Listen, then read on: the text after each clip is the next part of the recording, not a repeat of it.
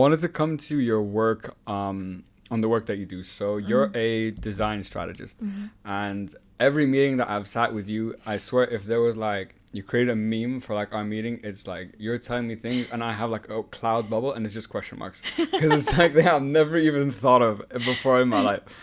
So why don't you tell us and all the watchers at home, what does the role of a design strategist entail, and what's all the factors that play into that? What is design strategy? Well, I have to say it's a pretty new field. Okay. And I think it comes from, I think I explained it too. So there's like the design world, obviously, which at its precedent is problem solving.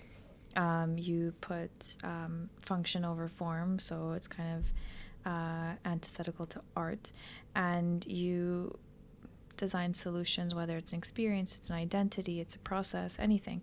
And then you have management consulting, which similarly does problem solving, but for businesses. And somewhere along the way, they realized like the powers that be, McKinsey, I don't know, like people realized that actually you can't really have one without the other, because how can you solve or redefine a business model or a strategy without thinking about the actual designed experience or output? And so somewhere they overlapped.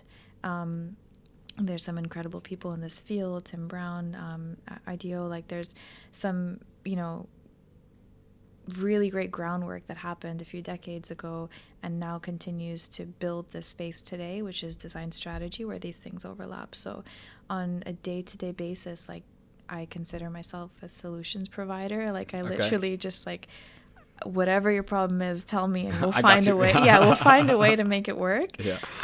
But of course, you ground it in like in logic and business sense. We think about sustainability and like future-proof strategies. We think about the fact that yes, we want to solve your problem today, but we want your success for the future, which means asking about your vision. It means asking about the impact you want to make, innovating the way you do things to really optimize, to give you the ability to constantly iterate and revise how you're doing because of those questions you asked in the beginning, because people change, markets change, times change. So how do you be so rooted in who you are and what you do, and have business sense in that, but be open to constantly growing, so that you can evolve as the world evolves. And I think at the root of it, design strategy is that, like, designing smart solutions. So it's not, like you said, it's not just about solving your problem today. It's about putting in a solution with a particular design so that 5 years down the line, this thing still holds and will optimize you and to achieve what, from a business perspective, whatever you guys are trying to achieve. Yeah, absolutely. One of the things about design and strategy that I think I've always found challenging is, especially in the business world, you plan for 5 years, but you act for tomorrow. Yes. Do you understand what I mean? So when it comes to thinking because design strategy sounds like it's very long term, and it also sounds like, depending on what you want, that those individual factors or inputs are going to play a big role in how that needs to be designed, like looking forward. So how do you start? Like, how do you think so, long term? You know what I mean? That's something that I try to do, but I'm a human. I struggle with that like big time, and I think many others do too. So, what's your thinking behind that? How do you like visualize that? Yeah, it's funny because right now I have a client that I think is not very happy with me because I'm being so practical about like wanting him to, about thinking about the financial outcome of our efforts today. And I'm playing it out over the next few years, and he's like, no, but like, let's not worry about that, because it's stressful when you're doing a passion project and all that stuff.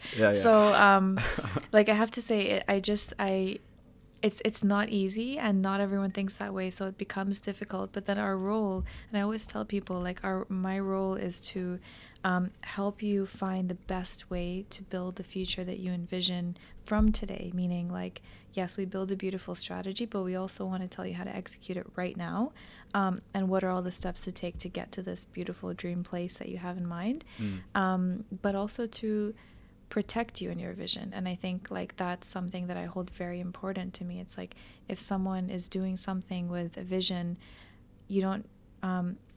I don't want to shoot it down to build the best possible solution that will make the most money, you know, like of course that's important, of course, but having a vision is also important, and helping people frame that vision. So when I think about long-term strategies, like I'm working on a really large scale project right now where I'm thinking like 30 years out. 30 years 30 years out. That's way right? out of my ballpark. That's way too much for me. So I'm thinking 30 years out, but we're building a tactical plan for tomorrow. Wow. To reach that 30 to reach years that out. 30-year goal. Right. So, I mean, how I think about it, of course, you have to, you know, you take into account what we call ethnography and stuff. So you think about like place and time and people and markets and economies and all of that, everything that's the as is, like what is happening, as well as the actual service that this business is providing and how they're structured and stuff. So you map what exists, and then you kind of dream of what you want it to look like. And then it's about connecting the dots and problem solving for like what is the best possible case to reach that, and creating priorities of like all of these things are possible to reach that. What's the most likely? What can I bet on? What's going to do it most effectively in the shortest period of time? So it's asking yourself those kind of questions, and it seems really pie in the sky, and it does definitely it takes a lot of work to have those conversations with stakeholders or with clients. Sure. In a manner that they understand and they can connect the dots with you. But then that's why like a lot of these larger strategy projects are like several months, and it's a process of having multiple conversations, of delivering bite by bite to get you to that 30-year vision. And make you feel comfortable that you will get there. But also give you a starting point. It's very scary to think about 30 years out and not know where to start. 100%. Like you said, so I think the best analogy you said was like pie in the sky, because especially 30 years out, that's definitely how it would feel. And I think, like you said, communicating that to stakeholders and successfully and getting them to buy into like the execution points, like we need to do this to get to like, you need to do this in year 1 to get to like year 2, and then year 2 and 3 and so on. So is design strategy something that is a consistent evolution, or is it about putting in place a very structured plan with the ability to have a lot of flexibility within that plan to start, you know, moving those dots like towards the next year and the next year and the next year? Yeah, I mean, a good design strategy is that. So there's the concept of, or the methodology of design thinking, which is, I mentioned Tim Brown, like he coined that, which now McKinsey has a design arm, and everyone from Berkeley to Stanford to whatever, they all have design thinking courses because they've realized how important it is. And design thinking fundamentally is thinking about designing processes that are iterative, that you constantly have something to measure and work towards, and you know what are the variables that you probably will continuously improve and change based on X factors, you know. So it's like building a strong design strategy means that you know that this is life, things are in flux, things will change, but how do you prepare yourself for that? Exactly, like you said, because one of my guests on the podcast, actually, we spoke about design thinking as well, and he said the same kind of thing that you did about making it an iterative process. You know, don't, like, if you have a project, don't do everything and then get to the end and be like, oh shit, there's like all these things that we have to change. You know, it's about, let's make this one small change, see if it works. It's like it's like an A/B testing strategy that's endless until you reach like where you're trying to go, right? Literally that. Yeah. And even when you reach there, you're probably going to be like, oh yeah, I got something else to do.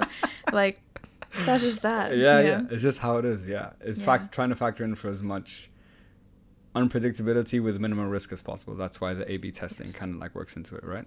Literally. And that's how I think business consulting turned into this, is like, or in its most effective form turns into this, is that that was quite definitive, and this is not.